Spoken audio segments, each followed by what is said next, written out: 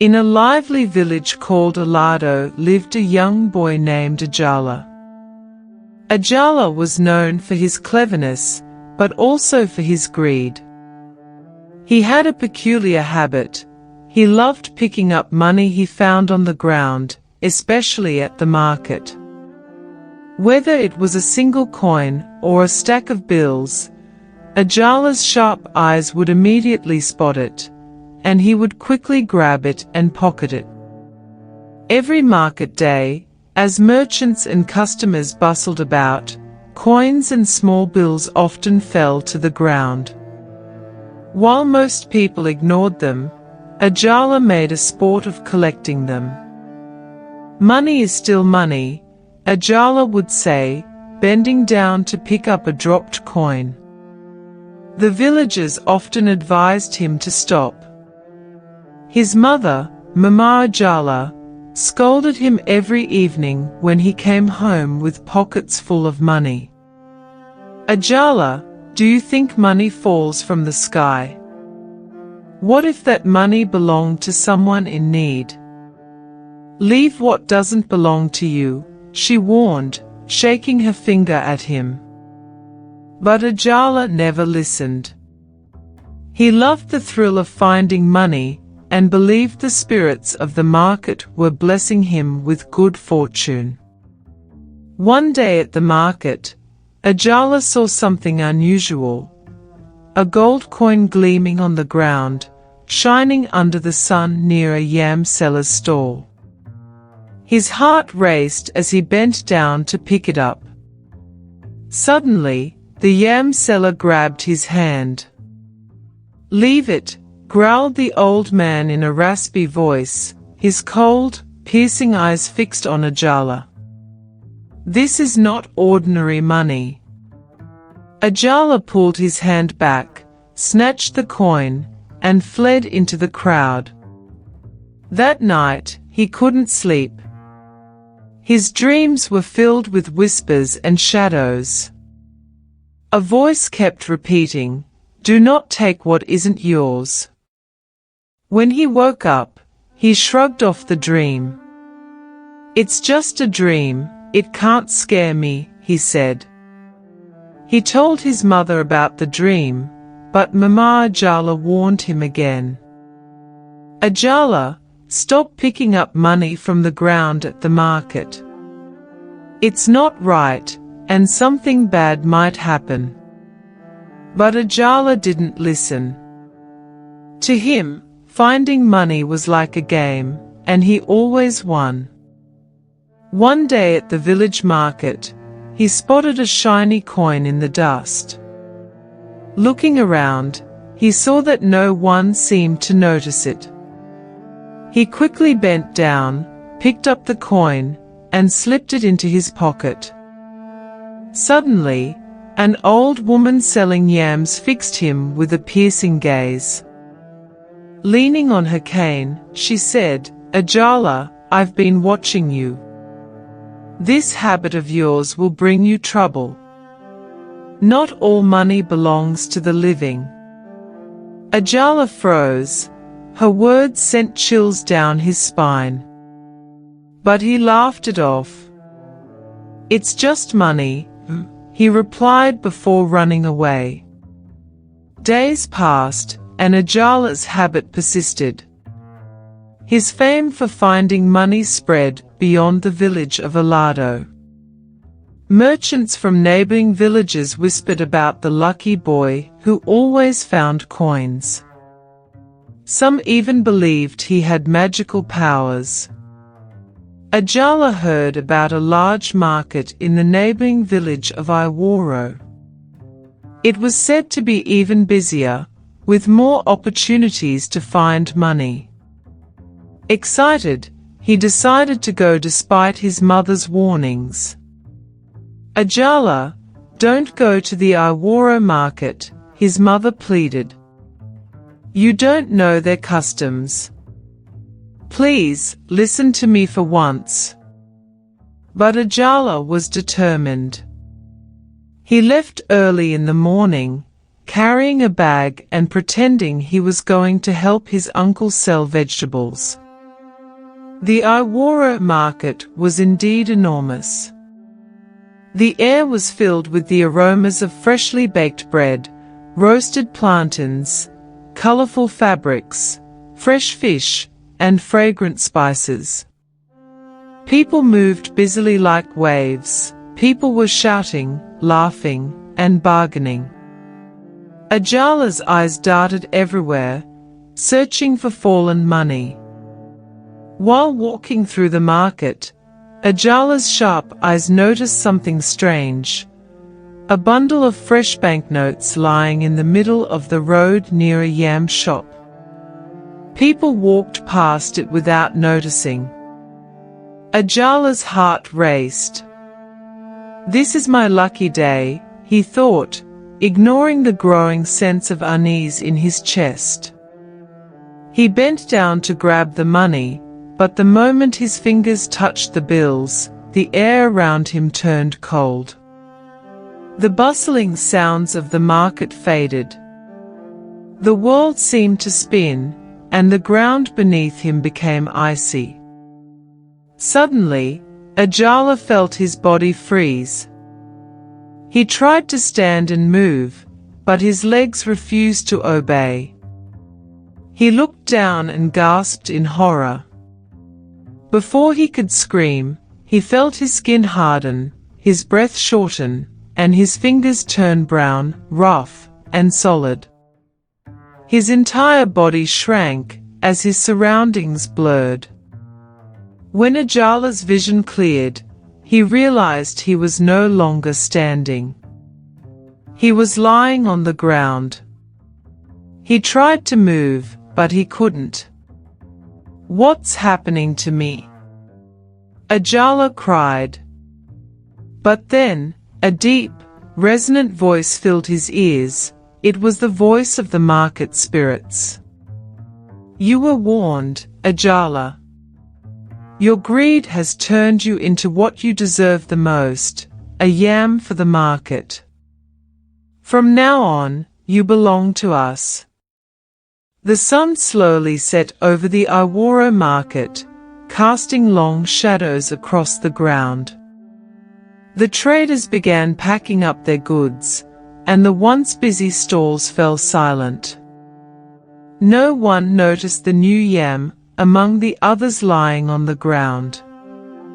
But Ajala could still see and hear everything, even though he had no mouth to speak or limbs to move. His mind was alive with terror. Am I really a yam? Is this a nightmare? He thought desperately. The hours passed, and soon the night engulfed the market. Except for the gentle sound of the wind, it was deserted. Ajala's fear grew as he recalled his mother's warnings, the old yam seller's booming voice, and the words of the elderly woman. The cold voice of the spirits echoed in his head once more. "You belong to us now." At dawn, a group of women arrived at the market to buy provisions. They stopped at a yam stall where an old man sat surrounded by yams. His presence was unsettling.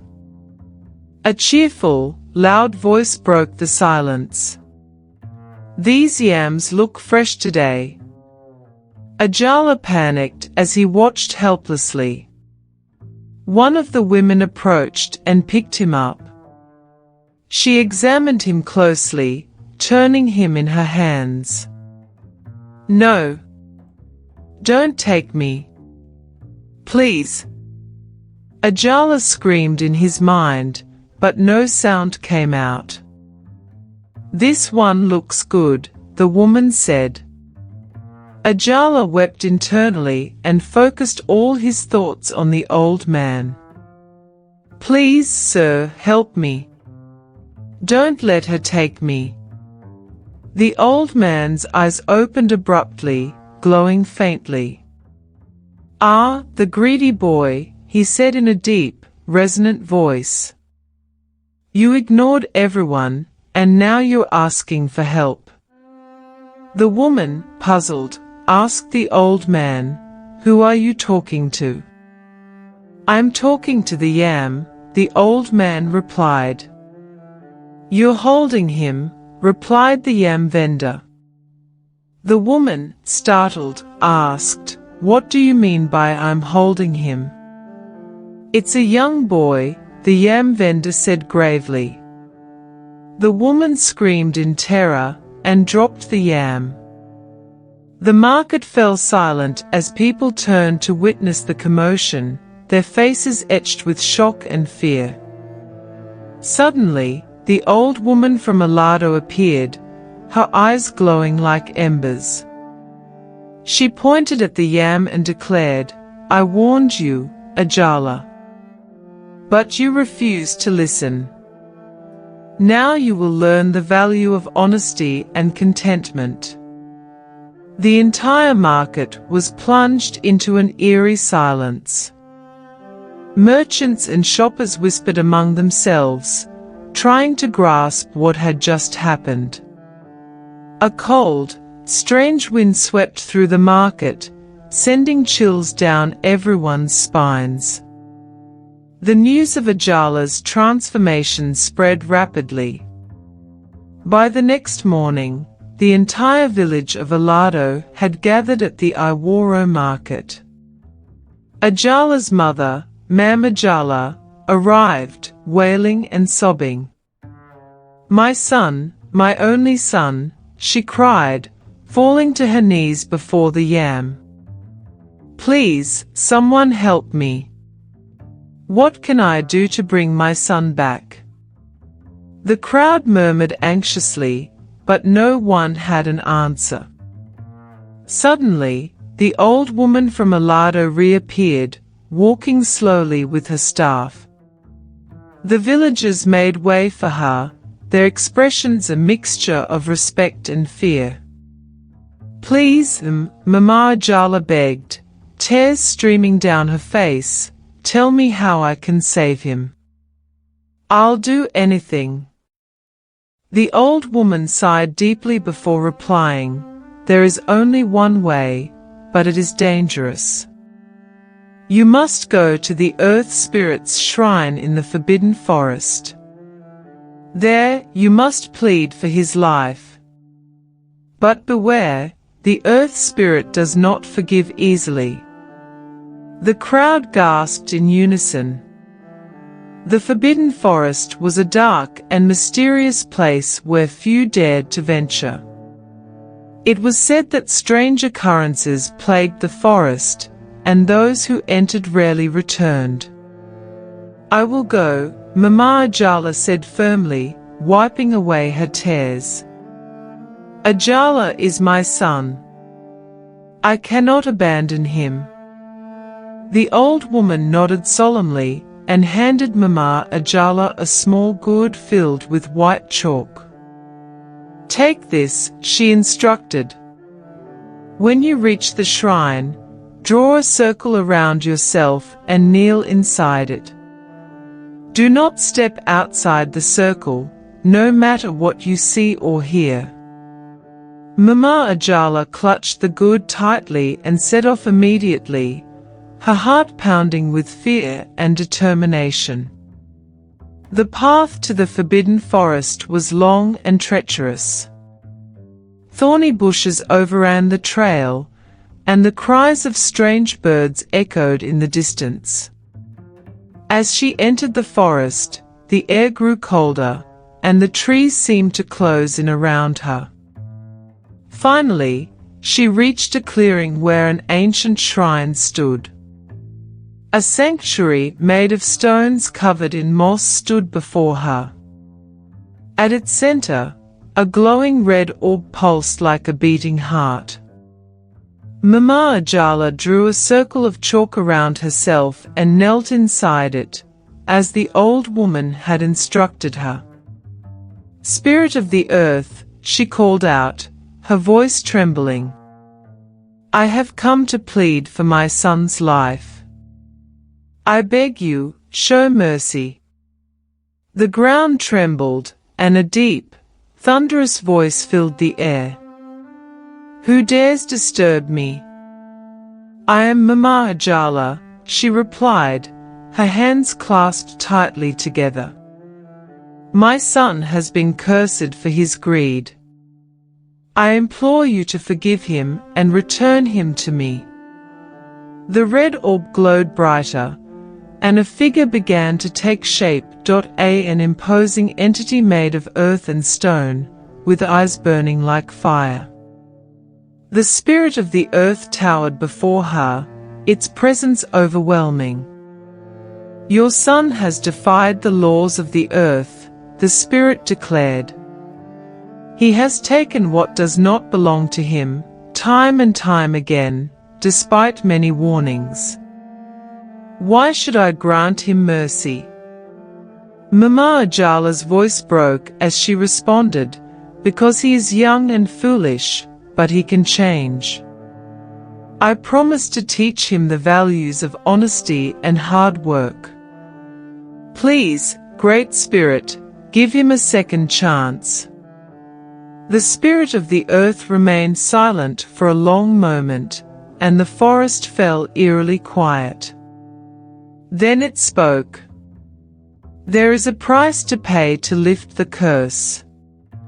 You must offer a sacrifice, something of great value. Mama Ajala was devastated. She had nothing left to offer except her own life. If my life can save his, take it, she said, tears streaming down her face. Let him live and learn from his mistakes. The spirit of the earth tilted its head, as if considering her words, then spoke again. Ajala must atone for his actions himself. He will face trials to prove his worth. If he succeeds, he will return. If he fails, he will remain a yam forever. Before Mama Ajala could respond, the ground beneath her began to glow, and she was lifted into the air. A blinding light surrounded her, and she heard the spirit of the earth's voice echo in her ears. Return to the market. The trials will begin. When Mama Ajala opened her eyes, she was back in the market square, standing before the yam. The crowd watched in silence as the yam began to move and tremble, emitting murmurs like whispers from the earth itself. Then something extraordinary happened. The yam started to split open, revealing Ajala's face, his eyes wide with fear and confusion, though his body remained trapped. The voice of the spirit of the earth filled the air, audible to everyone. Ajala, you must face 3 trials to earn your freedom. If you succeed, you will be set free. If you fail, you will remain a yam forever. The crowd gasped, and Mama Ajala fell to her knees. Ajala, my son, she murmured, be strong. The market square fell silent as all eyes turned to Ajala, while the booming voice of the spirit of the earth thundered from the sky. The first trial, announced the spirit of the earth, is the trial of truth. Ajala must confess the wrongs he has committed without hiding a single one. Only the truth will set him free. Truth can unlock the first part of your freedom. Ajala's face, still trapped in the yam, appeared terrified. His mouth opened, but no sound emerged. The crowd stared at him, some with pity, others with judgment. Speak, Ajala, Mama Ajala urged, her voice trembling. Tell the truth and set yourself free. Ajala hesitated, feeling the weight of everyone's gaze. Finally, he began to speak. I took money from the ground several times, knowing it didn't belong to me. Even when I was warned, I didn't stop. I lied to my mother and to others. I thought I was clever, but I was greedy." As he spoke, a faint glow surrounded the yam. The crowd murmured, and the old woman nodded in approval from a corner. "But it's not just the money," Ajala continued, tears streaming down his face. "I also cheated during the games at the market. I lied about helping others. I laughed when I got away with doing bad things. I'm sorry." The glow became brighter, and with a loud crack, the yam began to dissolve further, revealing more of Ajala's body. The voice of the spirit of the earth returned. "Truth has partially freed you, but the next trial awaits. Prepare yourself for the trial of sacrifice." Ajala swallowed hard. "Sacrifice," he murmured. "You must give up something precious to you," explained the spirit. "Something you hold dearer than anything else. Only then can you move closer to freedom." Ajala's mind raced. What could he sacrifice? He had no wealth or treasure, but then he understood what mattered most to him. His gaze shifted to his bag, resting by the edge of the crowd. Inside that bag were the coins and bills he had amassed over the months, the secret treasure he had hidden from everyone. This money represented everything to him, the fruit of his cunning and risk-taking. "Bring me my bag," Ajala said, his voice trembling. A boy from the crowd ran to fetch the bag and handed it to Mama Ajala, who carried it to her son. "The money in this bag," Ajala said, looking into it, "is my pride. It's what I thought would make me clever and important, but now I see it was a mistake." With trembling hands, Ajala emptied the bag onto the ground, letting the coins and bills scatter in the dust. The crowd murmured in surprise and approval. The voice of the spirit of the earth boomed once more. "You have sacrificed what you held most dear. The final trial," it declared, "is the trial of courage. You must face your greatest fear and overcome it. Only then will you be truly free." Ajala's heart sank. His greatest fear? He wasn't sure what that could be, but before he could think further, the ground beneath him began to tremble violently. A deep crack opened in the earth, and a swirling dark mist emerged. It took the shape of shadowy figures, strangely familiar. They were merchants, buyers, and villagers, their faces twisted with anger and disappointment. "You stole from us," one shadow accused. "You lied to your family," another growled. The shadows approached, their voices growing louder, accusing him of every wrongdoing he had committed. Ajala's chest tightened, and he felt the urge to flee, but he couldn't, as part of his body was still a yam. "I didn't want to hurt anyone." Ajala screamed, but the shadows didn't stop. They came closer, their voices piercing his mind. Then, he heard another voice, the voice of his mother. "Ajala, remember, you must face your fear. Don't stop, hold on." Ajala took a deep breath, his heart pounding in his chest. "I was wrong," he shouted into the mist. "I hurt people with my greed and lies, but I'm sorry. I'm not that person anymore. The shadows froze, their forms flickering. Ajala's voice grew stronger. I am ready to change. I will make things right. You can't scare me anymore. At these words, the shadows began to dissolve, their murmurs fading into the wind, and a warm light enveloped Ajala.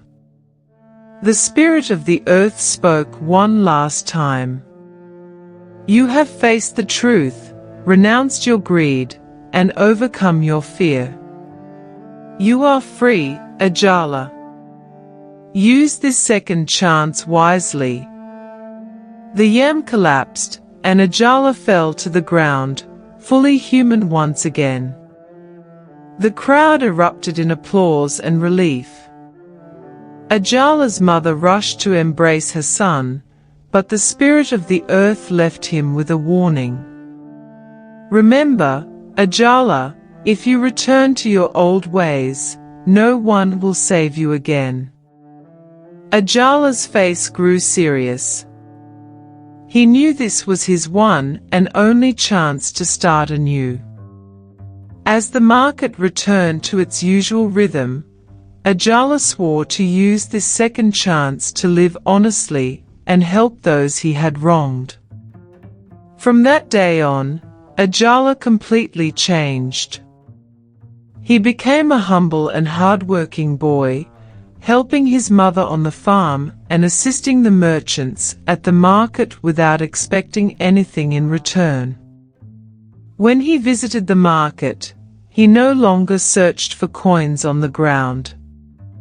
Instead, he helped those in need, earning their respect and gratitude. The villagers, who once whispered about his greed, now spoke with admiration of his transformation. To show his gratitude, Ajala made it his mission to teach others, especially the children, the dangers of greed and dishonesty. Every day, he would gather the young ones and tell them his story, not as a tale of shame, but as a lesson in redemption. One day, while helping an old merchant lift heavy baskets, Ajala noticed the familiar figure of the old woman from Alado. She stood quietly at the edge of the market, watching him. Ajala approached her and bowed deeply. Thank you for saving me. Without your guidance, I would have been lost forever. The old woman smiled, her eyes sparkling. Ajala, you saved yourself by choosing to change. Remember, it's not enough to have a second chance. You must use it wisely. I will, I promise. I'll never forget, Ajala said. The old woman nodded and turned to leave. But before she walked away, she said something that sent a chill through Ajala.